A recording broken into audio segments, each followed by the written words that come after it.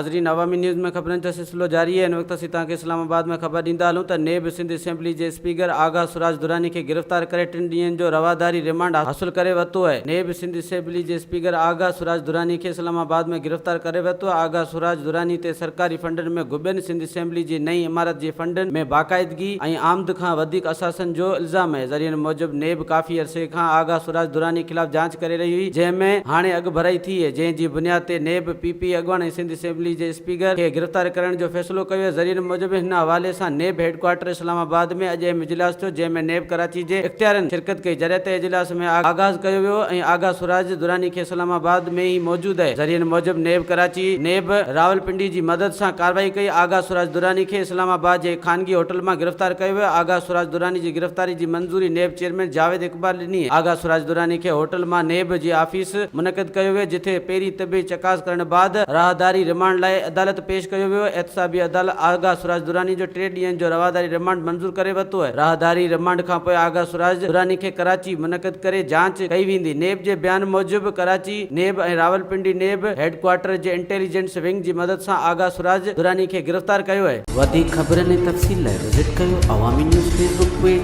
YouTube page ऐं अवामी news website.